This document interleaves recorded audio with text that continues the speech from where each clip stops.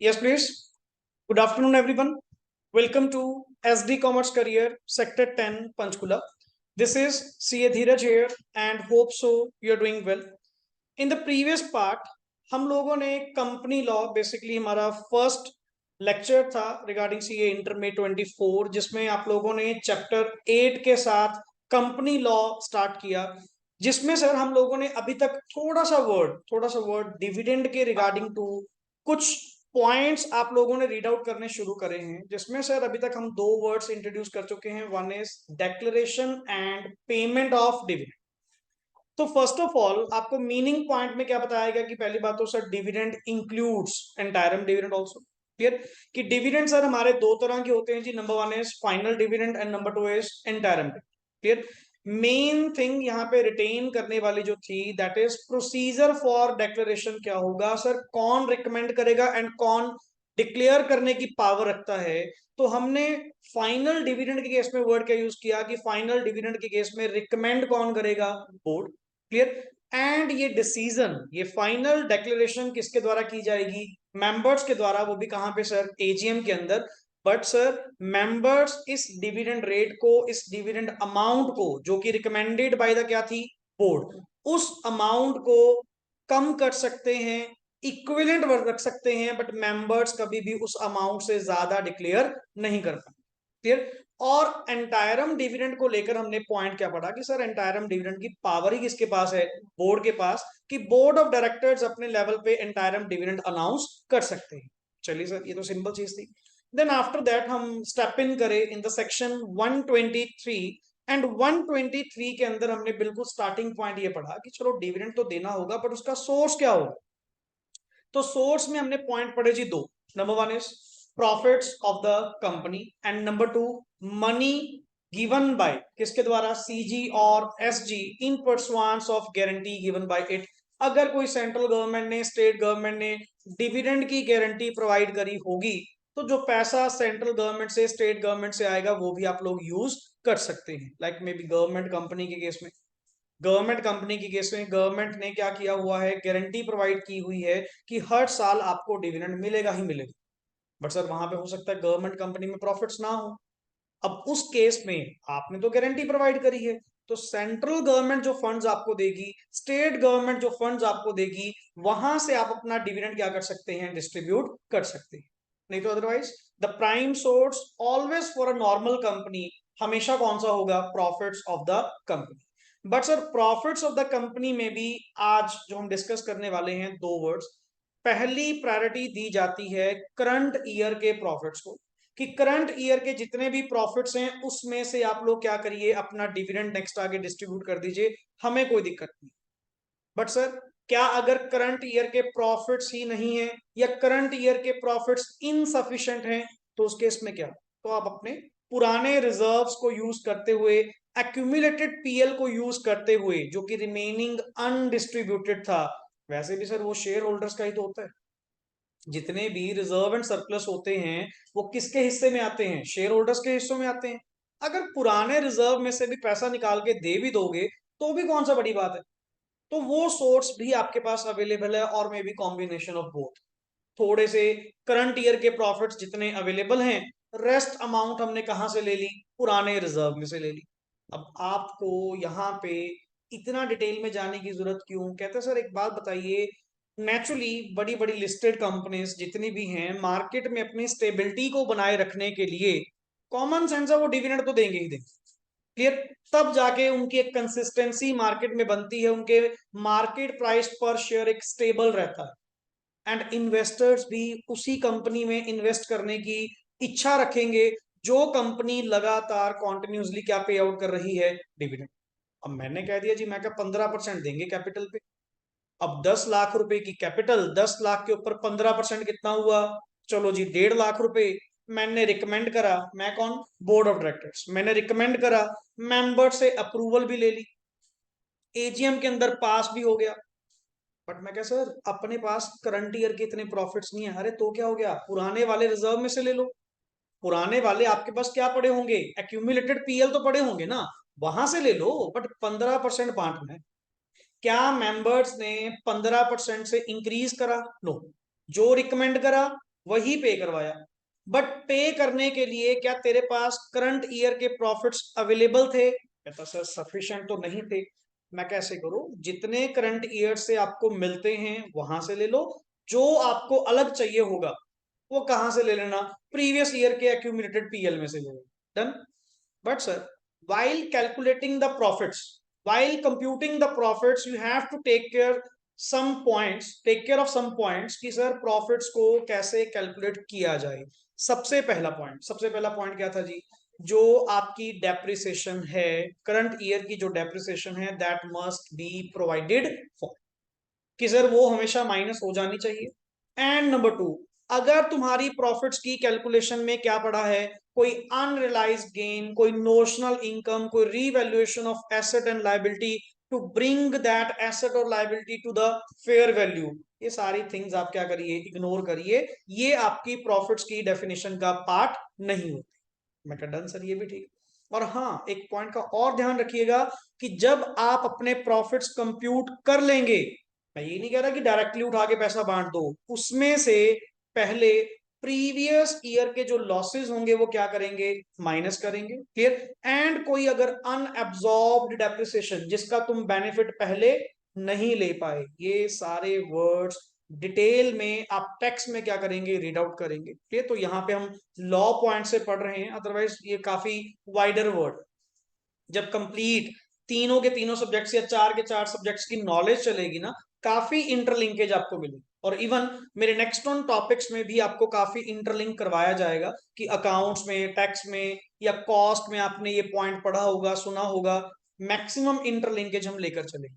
Clear? सो ये सब करने के बाद मेरे जो प्रॉफिट्स आ जाएंगे sir, I can use that profit for distribution as dividend. बांट दीजिए। अच्छा, द लास्ट टॉपिक जो हमने प्रीवियस क्लास में करा, उसके बारे में पॉइंट क्या था जी अपना? क्या सर, ये जब डिविडेंड आप लोग डिस्ट्रीब्यूट करेंगे, क्या कोई रिजर्व्स में अमाउंट ट्रांसफर करना अपने आप में कोई मैंडेशन है? No, it's purely option. Clear?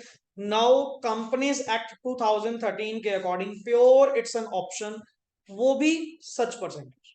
और लास्ट वर्ड क्या लिखा होता? एज इट मे डीम, जैसा आपको सही। मतलब हमारी ओर से कोई रेगुलेशन नहीं है, हमारी ओर से कोई रूल नहीं है कि जिसमें हम आपको मैंडेट करें कि आपको इतना ट्रांसफर करना ही करना है, कोई ऐसी मैंडेशन। फिर so that's all about the last lecture जो आप लोगों ने किया। अब चलते हैं जी मेन टॉपिक पे। मेन इंपॉर्टेंट मैंने कल आपको मार्क करवाया था कि sir one of the question, और ये ऐसा है, ये अकाउंट्स में भी और लॉ में भी, दोनों में वेटेज है, क्योंकि प्रोविजन तो सेम। एक अकाउंट्स में आपका टॉपिक है, इसके बाद वही अकाउंट्स का ही मॉड्यूल ओपन करूंगा आपके सामने। अकाउंट्स का एक टॉपिक है financial statement of companies, companies की फाइनेंशियल स्टेटमेंट बनाना, जिसमें एसपीएल बनाना एंड बैलेंस शीट बनाना by the vertical format as per the schedule 3, जो आप लोगों को अकाउंट्स में करवाया जाएगा न्यू स्कीम के अंदर, वो भी है एग्जैक्टली है डिटो कॉपी पेस्ट जो पुरानी स्कीम में भी था। उसमें वन ऑफ द पार्ट, ये जो आप पैराग्राफ पढ़ने वाले हैं, वन ऑफ द क्वेश्चन यही है। कहता सर एक बात बताइए, फिर तो कंपनी को बिल्कुल ही खुली मौज है कि अगर मान लीजिए करंट ईयर के प्रॉफिट सफिशिएंट नहीं है तो क्या हो गया, पुराने रिजर्व में से अमाउंट निकालो, नेक्स्ट आगे बांट दो। फिर तो कल को कंपनी में भी मैन्युपुलेट भी कर सकती है। किस बात के लिए? कि मेंबर्स अपना ही पैसा निकलवा निकलवा के खाना शुरू कर दें, तो कंपनी में रिजर्व्स क्या बचेंगे? कंपनी में तो कोई रिजर्व्स नहीं बचेंगे। चलो माना कि रिजर्व एंड सरप्लस किसका पार्ट है? शेयर होल्डर्स का ही पार्ट है। किसका है? आपका ही है।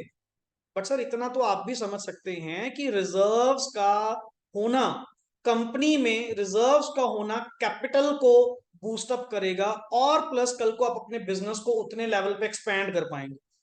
और यहां तुम क्या कर रहे हो कि करंट ईयर के प्रॉफिट्स नहीं है, और करंट ईयर के प्रॉफिट्स ना होना, तो तुम कह रहे हो जी प्रीवियस ईयर के रिजर्व्स में से पैसा निकालो और मेंबर्स को क्या बांट दो? डिविडेंड बांट दो। लॉ ने इस बात पे लगाई रिस्ट्रिक्शन, सेक्शन 123 ने यहां पे लगाई रिस्ट्रिक्शन। किस बात की? कि सर अगर आप रिजर्व में से पैसा निकालने की सोच रहे हैं, अगर आप रिजर्व में से कोई भी पैसा, देख अगर करंट ईयर में से प्रॉफिट में से काम चल गया, कुछ नहीं करना, ये पैराग्राफ अप्लाई ही नहीं होगा। मेरा पहला वर्ड ये अप्लाई ही कब होगा, जब आप रिजर्व्स को टच करेंगे कि सर करंट ईयर के प्रॉफिट्स अवेलेबल नहीं है या कम है, मुझे कुछ पार्ट कहां से लेना पड़ेगा, रिजर्व्स। कि मैं अपने मेंबर्स को कह चुका कि 15% के हिसाब से 1.5 लाख रुपए क्या बांटना है, डिविडेंड बांटना है। अपने पास तो प्रॉफिट ही सारे कितने हैं, 80,000। अब 70,000 की उम्मीद किससे लगा के बैठे हैं कि अपन रिजर्व में से ले लेंगे। कहते ना ना ना, एक चीज का ध्यान रखना, अगर आप डिविडेंड को डिक्लेयर करते हैं आउट ऑफ कहां से, रिजर्व में से, तो ये तीन कंडीशंस आपकी क्या हो जाएंगी, एक्टिव हो जाएंगी। इन तीनों कंडीशंस का कंप्लायंस करवाना अपने आप में जरूरी है। मतलब मैं आपको बताऊंगा, सेक्शन आपको बताएगा कितनी अमाउंट रिजर्व में से निकाली जा सकती है कि तुम जिसको डिविडेंड की तरह यूज कर सकते हो।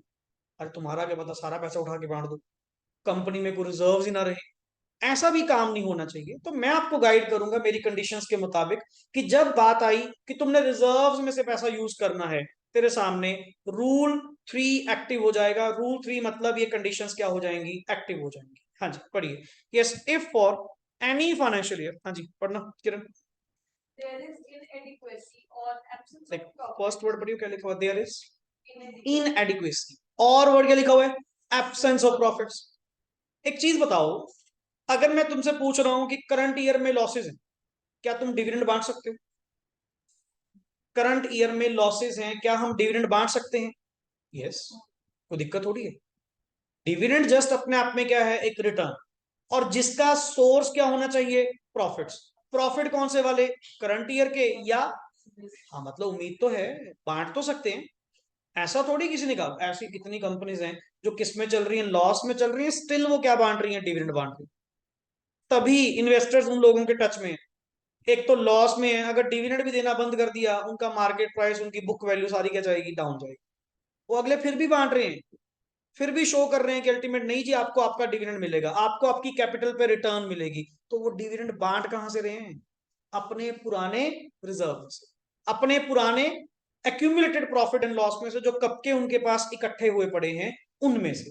बट सर ध्यान रखिएगा, कहते अगर किसी फाइनेंशियल ईयर में आपकी इनएडिक्वेसी है, what you mean bye inadequacy, कमी, सफिशिएंट नहीं है, कि प्रॉफिट्स कम है जी, कि करंट ईयर के अगर पूरे होते फिर तो मैं इस प्रोविजन के बारे में सोचता ही ना।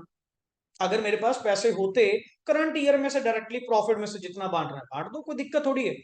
मैं कहा सर देना है ज्यादा, और करंट ईयर के प्रॉफिट्स क्या हैं, कम। अब उस केस में क्या करें, कहते फिर आपको ना कुछ अल्टीमेटली कंडीशंस हैं जी, उनका फॉलो करना होगा, कंप्लायंस करना होगा। But a company intends to declare dividend out of, क्या लिखा हुआ है, accumulated profits of the previous years which have been transferred to, जो किसमें आप ट्रांसफर कर चुके थे, free reserve. Sir free reserve means that reserves which are available for dividend distribution, which are available for dividend distribution, that reserves are called as free reserves, like general reserve, like general reserve, one of the free reserve, जहां मर्जी use करो, कोई दिक्कत नहीं है। Clear. आगे, the company, word क्या लिखा हुआ है, shall, what do you mean by shall, should, mandatory, करना पड़ेगा, मतलब एक होता है पूछना, एक होता है बताना, बता रहे हैं करना है। Clear. Shall comply with the rules जो कि प्रेस्क्राइब्ड बाय क्या होंगे, सी। अब सर कंपनीज एक्ट 2013 है ना, एक बड़ा अच्छा सिस्टम खेला, किस बात को लेकर, इन्होंने कोई भी चीज डायरेक्टली तुझे सेक्शन में नहीं बताई, वहां पे क्या लिख दिया, by following such rules as may be prescribed by CG in such days in such percentage, हर जगह वर्ड क्या लिख दिया, सच। सेक्शन में नहीं लिखा, सेक्शंस के साथ, एक्ट के साथ क्या बनाए गए, रूल्स। क्या बनाए गए, हर चीज को डिफाइन किसमें करा, हर चीज को एक्सप्लेन किसमें करा, रूल्स में। कौन सा फॉर्म, कितने दिन में, कितने फीस लगेगी, क्या परसेंटेज होगी, क्या प्रोसीजर होगा। क्योंकि सेक्शन तो एक बात कह के चला जाएगा, बाय सच प्रोसीजर या by such terms as may be prescribed by CG, और वो प्रिस्क्रिप्शन किसमें गिवन है, नीचे पढ़िए, provisions contained in rule 3 of the companies, वो भी कंपनीज कौन से वाला, declaration and payment of dividend को लेकर रूल्स जो बनाए गए 2014 में, ये एक्सप्लेन किया गया कि इन कंडीशंस का, इन टर्म्स का आपने कंप्लायंस करना है। ओके, चलिए नंबर 1, थोड़ा लाउडली प्लीज। रेट, हाँ जी पढ़िए। The rate of dividend declared shall not exceed the average of the rates at which dividend was declared by the company in the immediately preceding, क्या लिखा हुआ है, 3 financial years। Sir condition number 1, condition number 1 क्या condition कह रहा है? चलो माना कि तुम्हारे पास पैसे नहीं, कि तुम पुराने रिजर्व में से कोई पैसा निकालने की बात कर रहे हो, कर लो, कोई दिक्कत नहीं।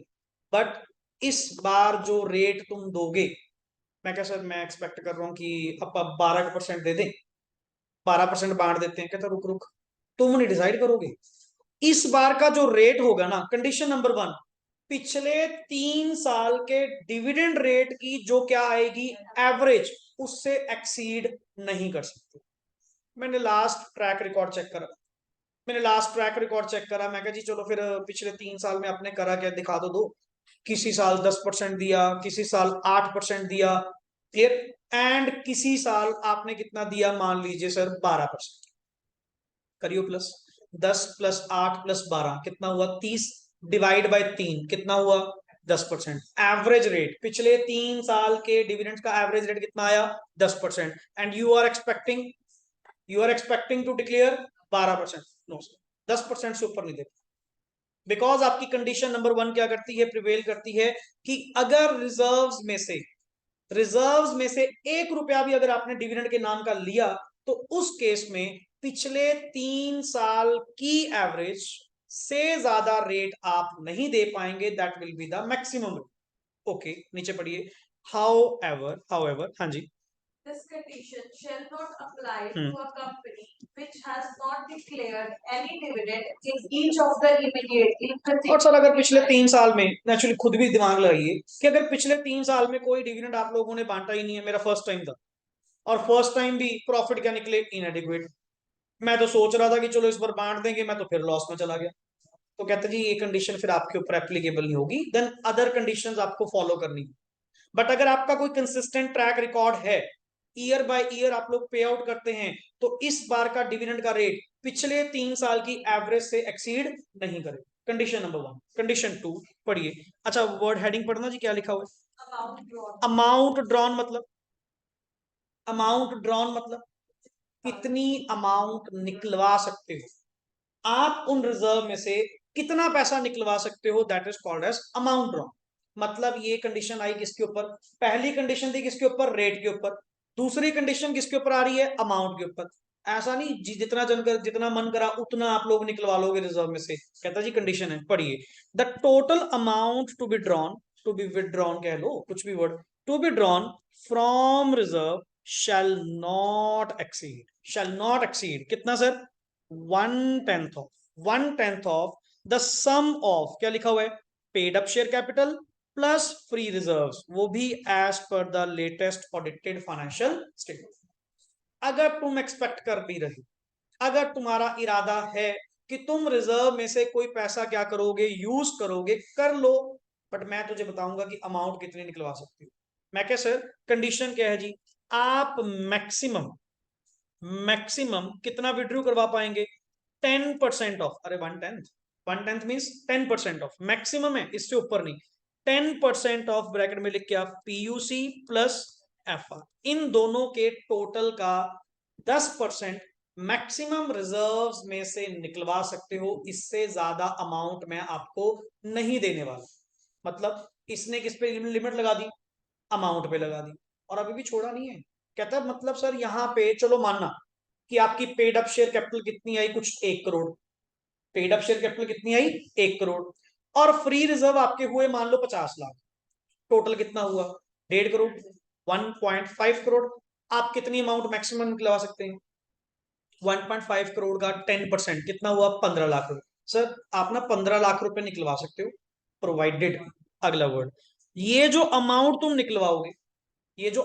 निकलवाओगे, फिर वही बात, क्या 15 लाख रुपए जो तुम्हें अलाउ करा निकालने के लिए, क्या तुम डायरेक्टली डिविडेंड बांट दोगे? No no no no. अगर तेरे प्रीवियस ईयर के क्या पड़े होंगे, लॉसेस, कोई अनअब्सॉर्ब्ड क्या पड़ी होगी, डेप्रिसिएशन। मैं वहीं पे हूं, तरीका थोड़ी बदलेंगे यार, पहले भी तो तुझे यही कहा था। पढ़िए, the amount so drawn, yes, from reserves shall first be utilized to set off the losses incurred in financial year for which the dividend is declared. But इसमें लैंग्वेज लिटिल बिट चेंज है। क्या कहते हैं, जो भी amount क्या करेंगे आप लोग विड्रॉ करेंगे, उस अमाउंट में से कौन से लॉसेस, करंट जो जिस फाइनेंशियल ईयर के losses incurred in the financial year for which the dividend is, जिस ईयर के लिए, सुनो ध्यान से, बड़ा अच्छा वर्ड है, अगर डीपली लेकर चले, जिस ईयर का तुम डिविडेंड देने जा रहे हो उस ईयर में लॉस हैपन हुए, तभी तो तुम किसकी ओर जा रहे हो, रिजर्व्स की ओर, कि सर वहां से दे दो पैसा, हमने डिविडेंड बांट रहे हैं।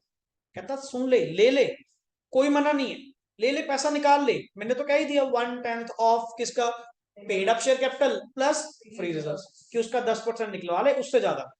हाँ, बट जो पैसा निकलवाएगा, जो पैसा निकलेगा, उसमें से पहले जिस ईयर का डिविडेंड दे रहा है ना, उस ईयर में जो लॉसेस हुए हैं, पहले वो लॉस क्या कर, सेट ऑफ कर। पता लगा जी 15 लाख रुपए निकलवाया और करंट ईयर का लॉस कितना था, कोई 3 लाख रुपए। कहता जी 15 माइनस 12, सॉरी 15 माइनस 3 कितना बचा, 12। अब यूज कर, अब यूज कर ले ये पैसा, कोई दिक्कत नहीं। कंडीशन नंबर 2 ये कहती है, क्लियर। चलिए कंडीशन नंबर 3, अब पढ़िए कंडीशन नंबर 3 क्या है जी, क्या हेडिंग क्या है, balance of reserves. What it means, थोड़ा लॉजिकली सोच, व्हाट इट मींस, जो बचा उस पे भी कंडीशन है। कहता मेरी ट्रिप्लीकेट कंडीशन और सुन ले तीसरी, कि जब पैसा तुम निकलवाओगे, जब तुम पैसा निकलवा लोगे, निकलवाने के बाद रिजर्व्स का बैलेंस, पढ़िए, the balance of reserves after such withdrawal, yes, the balance of reserves, पढ़िए, after such drawl shall not fall below, shall not fall below, below किसका, 15% of paid up share capital. मतलब sir कहते ऐसे करो, आपने reserve में से पैसा निकलवाया ना, मैं कहा हाँ जी निकलवाया, क्या वो आपने सेट ऑफ कर लिया था, मैं कहा हाँ सर आपने कहा था सेट ऑफ करने को, लॉस मैंने वो भी कर दिया। अच्छा, बाकी कितना बैलेंस बचा, रिजर्व में कितना बैलेंस बचा, क्या वो कल्ली कल्ली पेड अप कैपिटल, सिर्फ पेड अप, मैंने फ्री रिजर्व नहीं बोला, यहां पे ध्यान से पढ़ना, पेड अप कैपिटल का 15% के बराबर बचा है ना, कहीं उससे डाउन तो नहीं चला गया। मतलब सर आपने वो पेड अप कैपिटल कितनी बताई थी, कुछ 1 करोड़। ये प्रैक्टिकली करेंगे क्वेश्चन, मेरे एग्जांपल में 1 करोड़ आपने कैपिटल बताई थी, 1 करोड़ का 15% कितना हुआ, 15 लाख। सर ये आपने जो भी विड्रॉल करवाया, जितना भी पैसा आपने निकलवाया, क्या वो निकलवाने के बाद तेरे रिजर्व्स में क्या आज भी 15 लाख रुपए है ना, अगर नहीं है तो भाई साहब उतना पैसा नहीं निकलवा पाओगे, 15 लाख तो पीछे छोड़ना ही छोड़ना है। कंडीशन नंबर 3, कहीं तुम सोच रहे थे दूसरे वाले ने तो बढ़िया अमाउंट बता दी, कितनी, कि निकलवा लो जितना पैसा निकलवाना, बट ध्यान रखना निकलवाने के बाद भी बैकएंड पे जो बचेगा, रिजर्व्स में जो बचेगा, वो किसके बराबर होना चाहिए, एटलीस्ट 15% ऑफ किसका, पेड अप कैपिटल के बराबर होना चाहिए। अगर ये कंडीशन मैट ना हुई तो सर आपको अलाउड नहीं। तो इसको हम वर्ड बोलते हैं ट्रिप्लीकेट कंडीशन, कि तीनों कंडीशन, सर तीनों कंडीशंस का फुलफिल होना जरूरी है, इनमें से कोई कंडीशन आपने ब्रीच करी नहीं, आपके ऊपर सर वो रिजर्व्स वाला पॉइंट गलत हुआ, आपने सर नॉन कंप्लायंस करा, रिजर्व्स को आपने गलत तरीके से क्या करा है, यूज करा। जस्ट फॉर अ वाइल एक बार मेरे साथ रिपीट करिए, प्रैक्टिकल क्वेश्चन करते हैं, आप लोग खुद ही कैलकुलेट करके दोगे मेरे को। सिंपल पॉइंट ये बताओ, पहली पहली कंडीशन हमारी क्या थी, और पहले तो ये रूल लगेगा कहां पे, ये बताइए, जब आपके प्रॉफिट्स क्या होंगे, इनएडिक्वेट या मे बी एब्सेंस, है ही नहीं, दो ही केस होंगे, या तो इनएडिक्वेट या क्या होंगे, एब्सेंस, और कंपनी वांट्स टू क्या, इंटेंड टू डिक्लेयर डिविडेंड, कि अपन ने डिविडेंड देना है। कहता जी पर क्या एज पर सेक्शन आपको अलाउड है, यस, वहां पे क्या लिखा गया था सोर्सेज में, करंट ईयर के प्रॉफिट्स या पास्ट ईयर के प्रॉफिट्स, मना तो नहीं है सेक्शन के द्वारा, दीजिए। अच्छा सर क्या जितने मर्जी बांट दो, no, there are some conditions. Rule 3 ने 3 कंडीशंस बताई, पहला जो रेट बताएगा, दूसरा जो अमाउंट बताएगा, तीसरा जो रिजर्व्स का बैलेंस बताएगा। कंडीशन नंबर वन क्या थी? लास्ट 3 साल के डिविडेंड रेट की जो एवरेज आएगी उससे ज्यादा तुम डिविडेंड नहीं दे पाओगे, मैक्सिमम उतना रेट जिसको तुमने अपना प्रैक्टिकली बताया। क्लियर कि सर 30/3 एवरेज रेट निकला कितना? 10। तुम कह रहे हो 12। नो सर, 12 तो नहीं दे पाएंगे जी, 10% दे पाएंगे। दूसरा क्या बताया? कहता जी अमाउंट कितने निकलवाएं? अमाउंट किसके बराबर होगी? 1/10। क्या ये मिनिमम है या मैक्सिमम? मैक्सिमम। कितना निकलवा पाओगे? 1/10 of the aggregate of sum of किसका? Paid up share capital. Sir ध्यान दीजिए, पेड अप शेयर कैपिटल। मैंने इक्विटी वर्ड नहीं बोला, मैंने वर्ड बोला पेड अप शेयर कैपिटल। और पेड अप शेयर कैपिटल में इक्विटी प्लस प्रेफरेंस दोनों आती है। इक्विटी प्लस प्रेफरेंस दोनों आती है। क्लियर? प्लस फ्री रिजर्व्स जो अवेलेबल फॉर डिविडेंड डिस्ट्रीब्यूशन होते हैं। मतलब कोई स्पेसिफिक रिजर्व नहीं होना चाहिए, जो फ्री रिजर्व्स पड़े होते हैं जिसको तुम यूज कर सकते हो, उनका प्लस करते हुए उनका प्लस करते हुए मैक्सिमम उसका 10% मैं तुझे अलाउ करूंगा कि इतना अमाउंट तुम निकलवा सकते हो। बट क्या वही एक्चुअल अमाउंट है? नो नो नो, वो नीचे वाली तीसरी कंडीशन बताएगी, शायद वो कम कर दे। कहता जी वो कैसे? क्योंकि तीसरी कंडीशन ये थी, क्या कंडीशन थी? कि निकलवाने के बाद, अमाउंट निकलवाने के बाद रिजर्व्स का बैलेंस, रिजर्व्स का क्लोजिंग बैलेंस कम से कम किसके बराबर होना चाहिए? 15% of paid up share capital के बराबर होना चाहिए। मतलब उससे डाउन नहीं जाना चाहिए। तो मैं कम से कम कह सकता हूं ना, इसने वर्ड क्या लिखा होता? Shall not fall below. इससे डाउन नहीं जाना चाहिए, मतलब एटलीस्ट इतना होना चाहिए, यही मतलब हुआ। चलिए, आपके सामने स्क्रीन पे क्वेश्चन है, न्यूमेरिकल क्वेश्चन है। आपका कॉन्सेप्ट अभी के अभी क्लियर हो जाएगा कि ये 3 कंडीशंस कहती क्या है। पढ़िएगा। हाँ जी। जो इसमें यूज ऑफ अमाउंट वाला है, इसमें आपने कहा जो लॉसेस होंगे हाँ, वो इस ईयर के कर सकते हैं, पर जिस ईयर का, प्रीवियस नहीं करना। यहाँ पे मेंशन क्या किया हुआ है? जिस ईयर का तुम डिविडेंड देने जा रहे हो रिजर्व्स में से यूज करते हुए, पहले उस ईयर के लॉसेस को क्या करिए? Set of, not previous year के लॉसेस जो बिल्कुल पीछे आपने पढ़ा। इस वाले में वो चीज नहीं। वो नॉर्मल केस में था कि अगर आपके कोई प्रीवियस ईयर के लॉसेस होंगे तो माइनस कर देना, अनअब्सॉर्ब डेप्रिसिएशन होगी तो वो भी उसमें से माइनस कर देना। क्लियर? यहाँ पे पढ़िए जी इलस्ट्रेशन नंबर 4। क्लियर? अच्छे से करिएगा, समझिएगा पॉइंट। पढ़ो जी। ड्यू टू इनएडिक्वेसी ऑफ, पढ़ो किरण। ड्यू टू इनएडिक्वेसी ऑफ, क्या लिखा हुआ है? देख पहले वर्ड क्या बोला? Inadequacy of. ये वर्ड सुना नहीं, डिविडेंड के रिलेटेड हुआ, मेरा माइंड किस में गया? रिजर्व्स में। क्लियर? कि पहला ही वर्ड क्या लिखा हुआ है कि सर प्रॉफिट्स अपने इनएडिक्वेट है, और अगर तू डिविडेंड बांटेगा तो भाई साहब जितना करंट ईयर, अच्छा मैंने एब्सेंस नहीं कहा, मैंने वर्ड क्या बोला? थोड़ा ना लॉजिक समझो। मैंने वर्ड एब्सेंस कहता तो प्योर मेरी एक्सपेक्टेशन किससे होती? रिजर्व में से। यहाँ पे वर्ड मैंने बोला इनएडिक्वेट, मतलब भाई साहब कुछ पैसा तो होगा। कुछ कहां से लेना है? रिजर्व। चलिए, during the 31 March 2022, yes, XYZ Limited proposes to declare 10% of dividend out of general reserve. yes, from the following particulars ascertain the amount that can be utilized from, that can be, अब तो उससे पूछ रहा है कि तुम बताओ reserve में से कितना पैसा हम निकलवा सकते हैं कि सो दैट कि अपना मैं डिविडेंड ऑब्लिगेशन पूरा करूं, जिन जिनको डिविडेंड बांटना है वो मैं दे सकूं। Okay, according to the companies rules 2014। चलिए जी एक एक करके शुरू करते हैं जी। तेरे पास कुछ डाटा ये गिव, पहले तो सिर्फ वर्ड वर्ड पढ़िए क्या लिखा हुआ। Number 1 preference, number 2 equity, number 3 general. General reserves are pure free reserves. Next is capital reserves, next is revaluation reserve, next is net profit for the year ended. क्या इसको मैं करंट ईयर क्या कह सकते हैं? प्रॉफिट्स। करंट ईयर के profit already हैं, कितने पड़े हैं? 3 लाख। और average rate of dividend during the last 3 years कितना है जी? तुम कितना कह रहे हो? पहली कंडीशन में मैं सर उस एवरेज रेट से ऊपर नहीं गया, मेरे तो एवरेज फिर भी 12 आ रहा है। मैं तो देने की बात कितनी कर रहा हूं? सिर्फ 10%। अच्छा 10%, ये किसको देने की बात हो रही है? प्रेफरेंस वाले या इक्विटी वाले? इक्विटी। मैंने ऊपर इक्विटी पे नजर मारी, इक्विटी कितने की पड़ी थी? 80 लाख।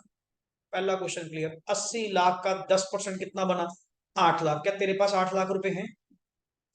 करंट ईयर का प्रॉफिट कितना है सिर्फ, साफ ही पता लग रहा है कि रिजर्व में जाना पड़ेगा। और रिजर्व्स पड़े वो भी दिख रहे हैं, जनरल रिजर्व कितना पड़ा, 25 लाख। पर सर जैसे तुमने कहा था कि रिजर्व में जाना पड़ेगा तो अल्टीमेट वहां पे कंडीशन एक्टिव हो जाएंगी। क्या पहली कंडीशन मेट है? सारे बताइए, क्या पहली कंडीशन मेट है? एवरेज रेट कितना निकला, 12। मैं कितना दे रहा हूं, गो फॉर इट, जाइए सर कोई दिक्कत नहीं। दूसरी कंडीशन बताओ, वर्ड पढ़ो वहां से, वर्ड पढ़ो क्या लिखा था, कितना अमाउंट निकलवा सकते हो, 1/10 ऑफ दी किसका, paid up share capital plus free reserve. तो मेरे पास पहली बात तो पेड अप शेयर कैपिटल में कौन आया सर, ये दोनों। पेड अप शेयर कैपिटल किसके बराबर होती है, इक्विटी प्लस प्रेफरेंस, दोनों ही आएगी, दोनों ही शेयर कैपिटल है। कितना हुआ जी, 97,50,000। अगर कैलसी है तो आप करिए ओपन। जर्नल रिजर्व कितने पड़े जी आपके पास, 25 लाख।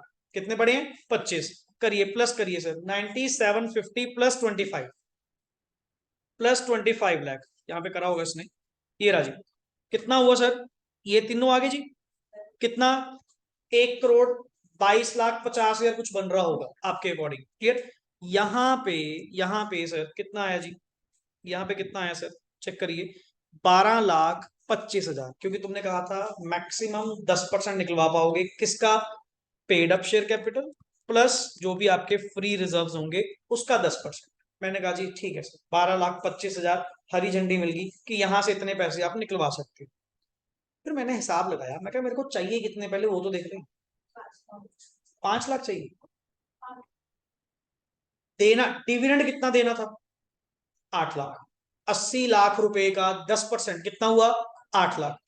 मैंने सर ऊपर जब नजर मारी, तुमने सीधा 3 लाख कैसे अज्यूम कर लिया, इक्विटी वालों से पहले कौन बैठे हैं, प्रेफरेंस वाले, उनका डिविडेंड रेट फिक्स नहीं, वो भी तो मांगेंगे। आपने अज्यूम कर लिया 8 में से 3 तो पड़ा ही है, 5 ले लेंगे, तेरे को 5 कहां से आया, क्यों, जो प्रेफरेंस वालों को डिविडेंड देना है वो भी तो कट लगेगा बीच में। क्या कट लगा, अच्छा अभी इसमें पॉइंट नहीं है, मन करे डेप्रिसिएशन होती, कोई लॉस होता, फिर पूरा क्वेश्चन बनता ना अच्छे से, अगर बनाने पे आए ये चीज। तो मैंने हिसाब लगाया, मैं कहा जी मेरे पास करंट ईयर के प्रॉफिट्स कितने हैं, और ऊपर वो प्रेफरेंस वालों से कितनी बात हुई है, 17.5 का 9%, करियो सर, 17.5 का 9% कितना हुआ, 17,50,000 का 9% कितना हुआ जी, 1,57,500 ये खा जाएंगे। मेरे पास तो प्रॉफिट बचा ही कितना, सिर्फ 142,500, ठीक। मैंने इक्विटी वालों को देना कितना है, 8 लाख। मेरी रिजर्व में से उम्मीद कितनी है, मुझे इतना चाहिए सर, मुझे 6,57,500 चाहिए अगर मुझे इक्विटी डिविडेंड 8 लाख रुपए देने। और क्या मैंने सारा पैसा रिजर्व में से लिया, मैंने कॉम्बिनेशन लिया, मैंने करंट ईयर के प्रॉफिट्स भी लिए, क्लियर, एंड कुछ अमाउंट मैं कहां से उम्मीद कर रहा हूं, रिजर्व। तेरी को तेरी रिक्वायरमेंट पता है कि मुझे चाहिए 6,57,500। कंडीशन नंबर 1 पास हो गई, अब तो कंडीशन नंबर 2 भी पास हो गई। कंडीशन नंबर 2 ने तुझे कितना अमाउंट निकलवाने के लिए कहा, मैं तो मांग ही कितने रहा हूं, मैं तो मांग ही कितने रहा हूं, 6,57,500। वो तो फिर भी कह रहा है कि 12,25,000 निकलवा ले, कोई चक्कर नहीं है, कि maximum maximum 10% of PUC plus FR. मैं तो मांग ही बड़ा थोड़ा रहा हूं। अच्छा, तीसरी कंडीशन बताओ खुद, तीसरी कंडीशन क्या थी बताइए। ये पैसा निकलवाने के बाद, ये निकलवाने के बाद आपके रिजर्व्स का balance at least 15% of paid up capital होना चाहिए। पेड अप कैपिटल कितनी है, पेड अप कैपिटल कितनी है इस क्वेश्चन में सर, 97,50,000। तो सर एक बात बताओ, तीसरी कंडीशन के मुताबिक 97,50,000 का 15% कितना हुआ, 14,62,500 तेरे रिजर्व्स में बचना चाहिए था आफ्टर विड्रॉल। मैं क्या सर जी, मैं तो विड्रॉल ही कितना कर रहा हूं, तेरे पास जनरल रिजर्व कितने थे, 25। 25 में से मैंने मांगा ही कितना, फिर भी कितना बच रहा है, और बचना कितना चाहिए था, मैं तो बहुत ऊपर हूं सर। तो एक चीज बता, क्या 6,57,500 इजीली मैं रिजर्व में से निकलवा सकता हूं by following the 3 conditions, go for it, done, निकलवा लीजिए पैसा, कोई दिक्कत नहीं है जी। आपने तीनों कंडीशंस का क्या करा है, कंप्लायंस। क्लियर। कंडीशन नंबर 1, क्या रेट ब्रीच हुआ? नो, रेट था 12%, मैंने कितना दिया? 10%। दूसरी, क्या अमाउंट जो विड्रॉ मैं करवा सकता था कितनी आई? 12,25,000। मैं तो मांग ही कितनी रहा हूं? सिर्फ 6,57,500। और निकलवाने के बाद भी रिजर्व्स का बैलेंस कितना बचना चाहिए था सर? 14,62,500। बच कितना रहा है? 18 पे। तो पहले ऊपर हूं सर, कोई प्रॉब्लम नहीं है। चलो चलो, गो फॉर इट। पैसा निकलवाओ, डिविडेंड बांटो, जिसको देना है, जितना देना है दे दो, कोई दिक्कत नहीं है। आपने प्रॉपर कंडीशंस का क्या करा है? कंप्लायंस करा। दिस इज रूल नंबर 3, जिसमें ये ट्रिप्लीकेट कंडीशंस आपके पास आती। हुआ क्लियर? वही है कि जब तक आप उसको प्रैक्टिकली कई बार नहीं करके देखते ना, तब तक अपने माइंड में वो चीज शायद नहीं आती। पढ़ने के लिए एक अलग चीज है। लॉ में, मतलब अकाउंट्स और लॉ में कुछ टॉपिक ऐसे हैं, कुछ वर्ड्स ऐसे हैं जिसका तुम लॉ भी पढ़ोगे एंड प्रैक्टिकल क्वेश्चन भी करोगे। एक आपका टॉपिक आता है bonus issue, right issue, law में भी आएगा, अकाउंट्स में भी। कंपनी का फाइनल अकाउंट्स लॉ में भी आएगा, अकाउंट्स में भी आएगा। बायबैक लॉ में भी आएगा और अकाउंट्स में भी आएगा। तो इसीलिए साथ साथ प्रैक्टिकल क्वेश्चंस करना जरूरी है। अब हुआ क्या, यहाँ पे बुक में कोई ऐसा न्यूमेरिकल क्वेश्चन गिवन नहीं था। आईसीआई ने क्या करा, एक न्यूमेरिकल डाल दिया लॉ के पेपर में। बच्चे हैरान कि ये तो थ्योरेटिकल पेपर है, कि इसमें न्यूमेरिकल पेपर क्यों आ गया? Actually numerical based on the provision ही तो है। अब यहाँ पे तूने जितने रिप्लाई दिए वो किसके अकॉर्डिंग दिए? प्रोविजन बेस्ड ही दिए, अपनी ओर से तो कुछ नहीं लिख रहे। That is the point. चलिए, now next on after that चलते हैं जी। डिविडेंड आउट ऑफ, अब सिंपल वर्ड्स आ रहे हैं, सिंपल प्रोविजंस पढ़िए। डिविडेंड आउट ऑफ, हाँ जी। Free reserves. No dividend shall be declared paid by a company from its reserve other than its free reserve. बिल्कुल सर, डिविडेंड सिर्फ अगर बांटा जाएगा तो कहां से बांटा जाएगा? फ्री रिजर्व्स में से बांटा जाएगा। फिर कभी भी कोई स्पेसिफिक रिजर्व यूज नहीं होते, जनरल रिजर्व, फ्री रिजर्व्स ही क्या होते हैं? यूज होते हैं। एक ऊपर डेफिनेशन लिख, free reserves are those reserves, लिखिए यहाँ पे हेडिंग पे लिख लीजिए जहां पे पेज है। Free reserves are those reserves which are available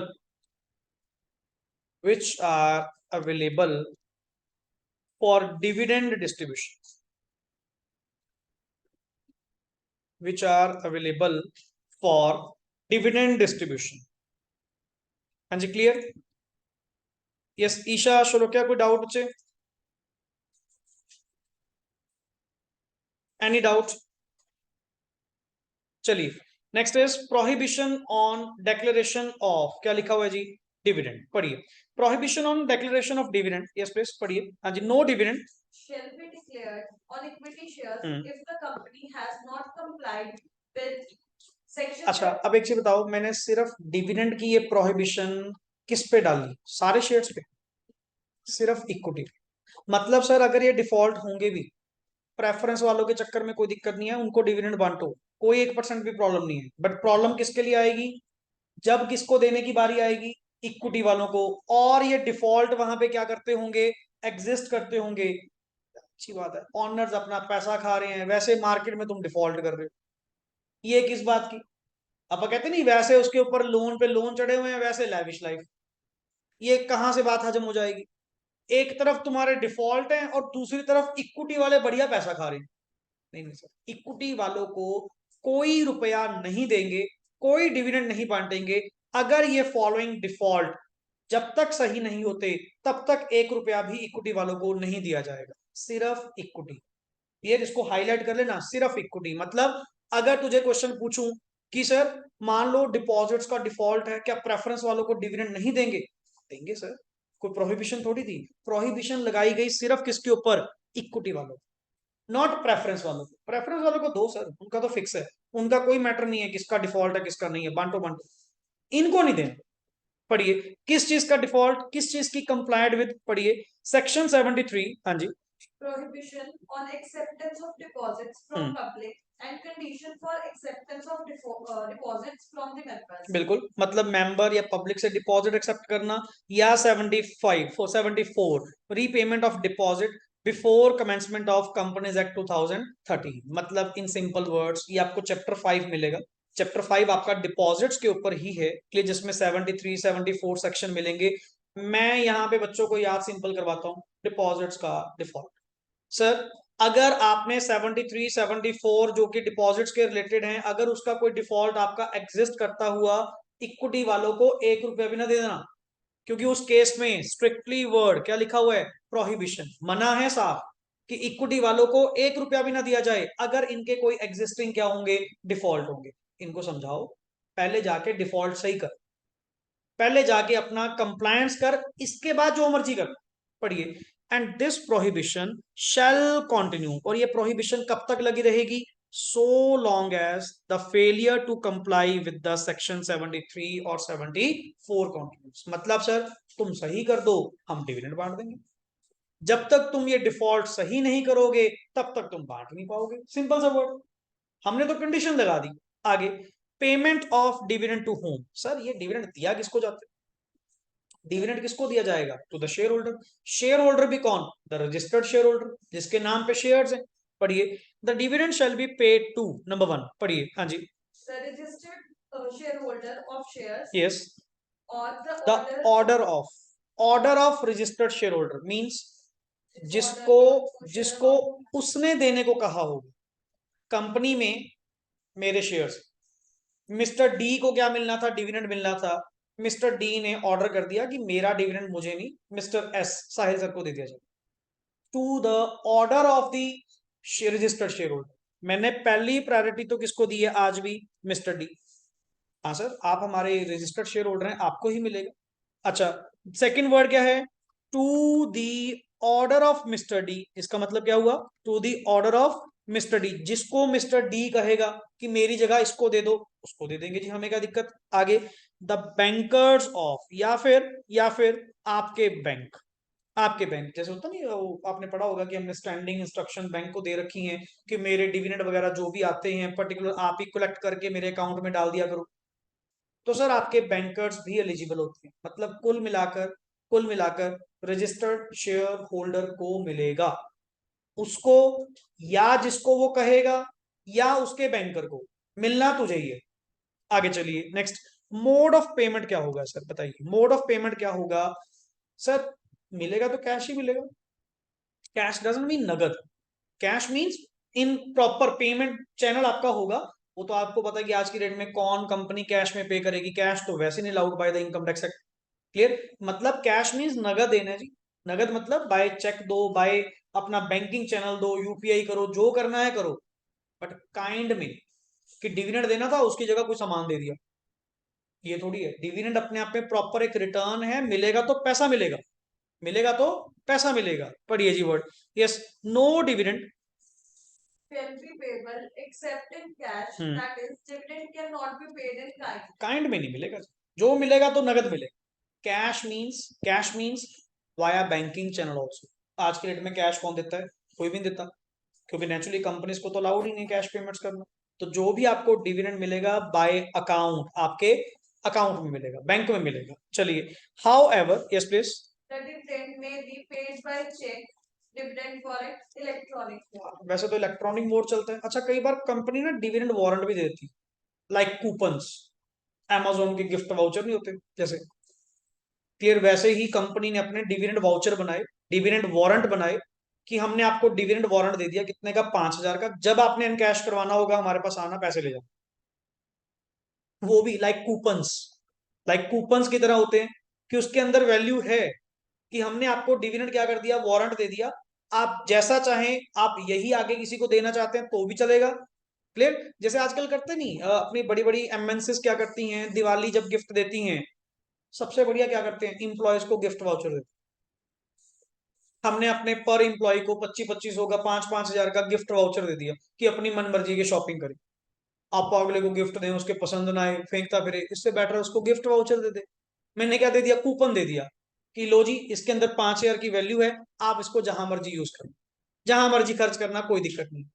same companies क्या करती हैं, डिविडेंड वारंट बांट देती है कि जिसको भी डिविडेंड लेना है ये ले लो, आना हमारे से पैसे ले जाना एंड कैश करवा। क्लियर? चलिए next is capitalisation of profits. हाँ जी, It is permissible to capitalize the profits or reserves by issue of bonus shares और मेकिंग अ कॉल। मतलब सर जितने भी आपके पास कैपिटल रिजर्व्स होंगे, जैसे आपके पास इस क्वेश्चन में पड़ा था, यहाँ पे कैपिटल रिजर्व पड़ा था जी, ये वाला, ये पड़ा ना, इसको वर्ड क्या कहते हैं कि सर इस कैपिटल रिजर्व का आप करेंगे तो क्या, जितने भी मतलब इस तरह के आपके पास प्रॉफिट्स होते हैं, प्रॉफिट्स को कैपिटलाइज करना अलाउड है बाय मेकिंग, या तो उनको बोनस शेयर बांट दो या क्या कर दो, बोनस कॉल दे दो, कोई जैसे आपको सही लगे। बोनस शेयर मतलब पूरा का पूरा शेयर फ्री, आप ऑलरेडी हमारे शेयर होल्डर हैं, आपको हमने अपनी कंपनी में क्या दे दिया, एक नया शेयर दे दिया, लो जी फ्री ऑफ कॉस्ट चक्को। बट क्या मैं आपको डिविडेंड दे रहा हूं? क्या मैंने अब जो आपको एक शेयर दिया, क्या मैंने आपको डिविडेंड दिया? No sir, dividend is always payable in cash, in kind कुछ नहीं मिलेगा। और अगर तुमने यहाँ पे शेयर दिया, ये बोनस शेयर है, ये डिविडेंड थोड़ी है। कल को कंपनी कवर करने की कोशिश करे, सर पता लगा जी इस बार कंपनी ने डिविडेंड पता क्यों नहीं दिया, कंपनी कहती है हमने आपको फिर बोनस दिया तो था। मैं क्या कमाल कर दी, बोनस और डिविडेंड सेम थोड़ी होते हैं, बोनस अलग चीज है, डिविडेंड अलग चीज है, समझे ना वर्ड? या फिर मान लीजिए बोनस कॉल दे दी, एक होता पूरा का पूरा शेयर दे देना फ्री में, एक होता है कि आप लोगों से 10-10 रुपए का शेयर था, आपके 7-7 रुपए तो आए हुए थे भाई, अलग अलग कॉल्स, मैं कैसे करूं, 3 रुपए की कॉल माफ, आपको देने की जरूरत नहीं है, मेरी ओर से बोनस कॉल जाओ। शेयर आपका 10 का ही है, पर जिसमें से 7 रुपए किसने दिए, आपने, 3 रुपए मैंने क्या दिया, बोनस, वहां पे मैंने बोनस क्या दी, कॉल, पूरा शेयर नहीं दिया। तो this is called as capitalisation of profits. आगे चलिए, यस, मेन इंपॉर्टेंट जो आपकी केस स्टडी में काम आएगा, deposit of dividend in separate bank account, पढ़िए जी। Yes, the amount of dividend including indirect dividend shall be deposited in a scheduled bank in a separate account within 5 within days 5 days of the declaration of, क्या लिखा हुआ है, सच, मतलब sir क्या समझा पाएंगे प्रोविजन का मतलब क्या है, what it means? Maximum participation करिए तभी मजा आता है। क्या मतलब हुआ जी? जिस दिन आप डिविडेंड को क्या करेंगे, डिक्लेयर करेंगे, डिक्लेयर, रिकमेंडेशन नहीं, डिक्लेयर।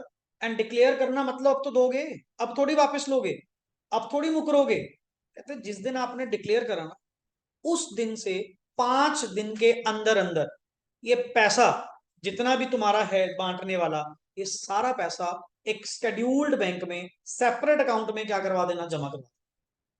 मतलब ऐसे नहीं हमारे पास पड़े तो हैं जी हमारे बैंक में, ना ना ना ना, अलग अकाउंट ओपन करवा, सेपरेट अकाउंट ओपन करवा, और वो भी शेड्यूल्ड बैंक में, शेड्यूल्ड बैंक में अकाउंट ओपन करवा के उसमें पैसा क्या करवा, जमा करवा। हम सेफ्टी चाहते हैं, तुम्हारा क्या पता कल को वापस ले लो, ना जी ना, कंप्लायंस, अपना पैसा निकालो, बाद में मन करे कहो कि सर वो पैसे खर्च हो गए जी, वो यहाँ लग गए जी, फलाना लग गए, ना ना ना, ये पैसा आज ही अलग निकाल के दिखा दे। जब तूने कहा था कि 80 लाख के ऊपर 10% क्या देना है, डिविडेंड देना है, 8 लाख रुपए तुझे पता था ना, पैसा निकलवा, 5 दिन के अंदर अंदर अकाउंट ओपन करवा, अकाउंट ओपन करवा के उसको अलग रख।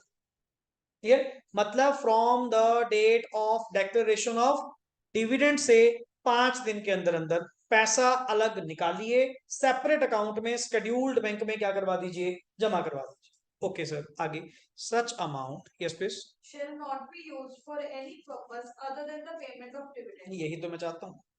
और मैंने तेरे से अमाउंट अलग क्यों करवाई, उसका कारण क्या था कि सर कहीं ये पैसा तुम कहीं और यूज ना कर दो, ये पैसे को अलग रख दो आज, जब पता है कि देने, या तो होगी बंदे को पता ना हो, एक तरफ अनाउंसमेंट करके डिक्लेरेशन करके बाद में तुम मुकरोगे क्या, फिर मेंबर्स थोड़ी वापस लेंगे जब एजीएम में पास हो तो चुका, इवन एंटायरम डिविडेंड भी मुकरने नहीं दूंगा, समझिए ना, वो भी बहुत एक्सेप्शनल केस है जहां पे आप रिवोक कर सकते हैं, अदरवाइज नॉट अलाउड। पहले क्यों कहा, पहले आपने क्यों कहा मेंबर्स को कि हम आपको डिविडेंड बांटेंगे, यार अगले की उम्मीदें जागी, अगले उम्मीद लगा के बैठ गए लो जी कंपनी से डिविडेंड आएगा, कोई माड़े मोटे पैसे आएंगे, बाद में तुम कह रहे हो जी वो पैसा खर्च हो गया हमसे, हम क्या करें? पैसा उसी दिन उठाओ, विद इन 5 डेज क्या करिए, डिपॉजिट करवा दीजिए सेपरेट बैंक। और आगे बढ़िए, दिस प्रोविजन, हाँ जी, Shall not apply to a government company in which the entire paid up share capital is held by central government or by state government. Yes, मतलब ये प्रोविजन किसके ऊपर एप्लीकेबल नहीं होती, 100% गवर्नमेंट कंपनी जिसकी entire share capital किसके द्वारा held है, सीजी, एसजी और मे बी बोथ। ये प्रोविजन, ये पर्टिकुलर 5 दिन वाली प्रोविजन। अदर क्या प्रोविजन क्या थी सर, क्या प्रोविजन थी, डेट बना इसको time frame, date of declaration से विद इन 5 days, क्लियर, क्या करवाना है, deposit in separate bank account. Maximum noting किया करें सर, जितनी नोटिंग करेंगे उतना जल्दी आपको ये क्लैरिटी पे आएगा। अब कई बार तो ना इस पे प्रैक्टिकल भी पूछ लेते हैं, 1 मार्क्स में एमसीक्यू 2-3 बार आ भी चुके इस पॉइंट पे।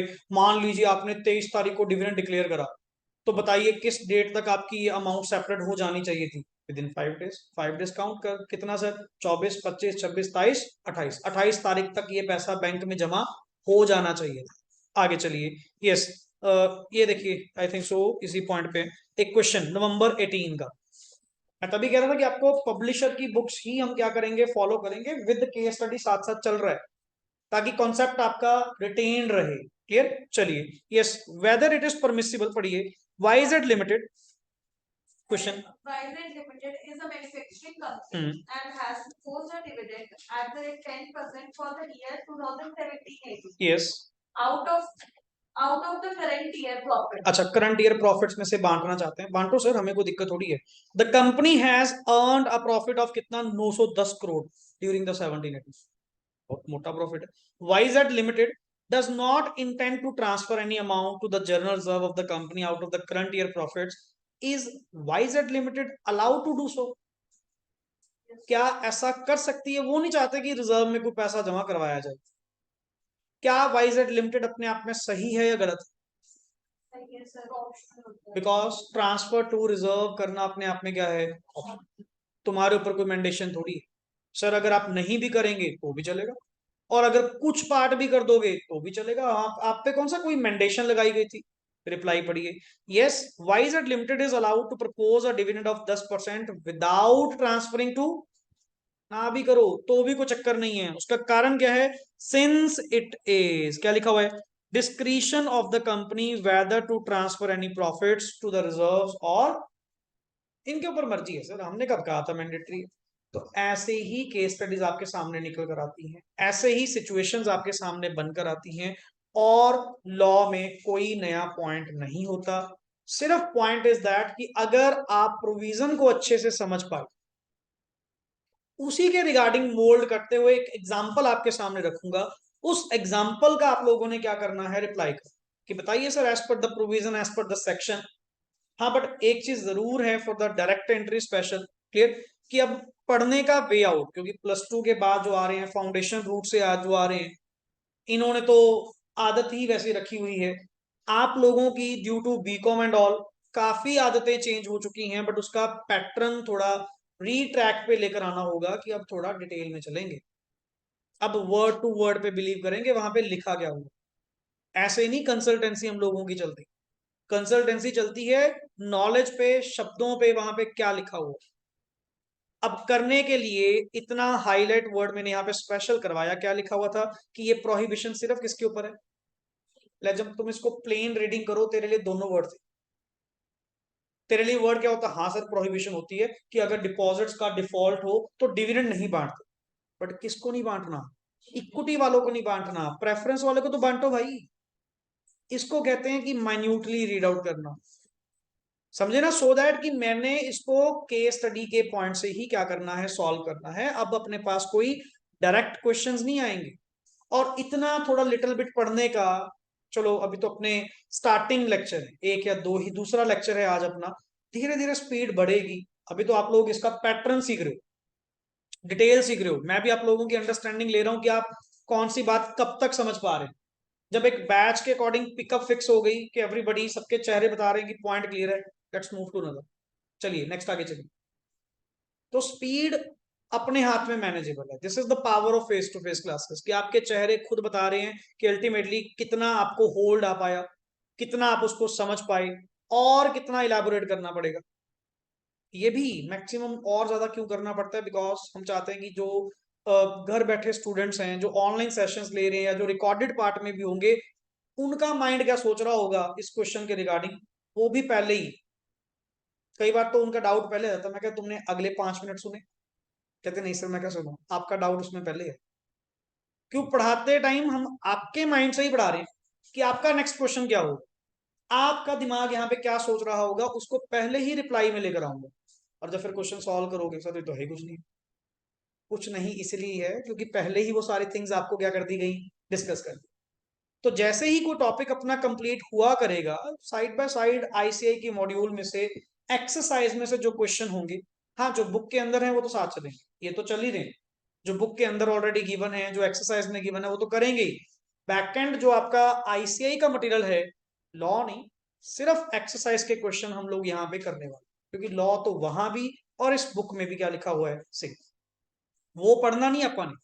अब कुछ बच्चे होते हैं जी लॉ को यहाँ से भी वहां से भी कंपेयर कर रहे हैं ईच एंड एवरी वर्ड, कोई जरूरत नहीं, कोई जरूरत नहीं है। तेरे पास अकेला लॉ सब्जेक्ट नहीं है, बाकी भी नहीं कि इतने ही एफर्ट अपन इस पे डाल दिए। और श्योर शॉर्ट जो मटेरियल फॉलो करेंगे 60+ नंबर बड़े आराम से क्या करेंगे, ग्रास्प करेंगे, तो चिंता किस बात की। क्लियर? सो ये हमारा कमिंग ऑन पैटर्न होने वाला है। क्लियर? सो आज ऑलरेडी सेशन आपके थोड़े डिले चलते गए, थिंक सो बाय बैक आपने ज्यादा कर लिया आज। क्लियर? उसके क्वेश्चंस वगैरह कर रहे थे प्रैक्टिकली। सो नेक्स्ट क्लास में what ever be the possibility जो हमारी होगी, जिसमें सर हम लोग अपने 124 से क्या करेंगे कंटिन्यू, बट बहुत रिफाइंड वे से चलने वाले। ये तो अभी एक छोटा सा सैंपल है काइंड ऑफ। बहुत बातें पढ़ी हैं, बहुत नई नॉलेज पढ़ी है डिटेल लेवल की, जो इंटर में आप लोग क्या करेंगे हमारे साथ कवर अप करेंगे। Clear? Okay, ji. Thanks a lot, and rest we will do in the next part.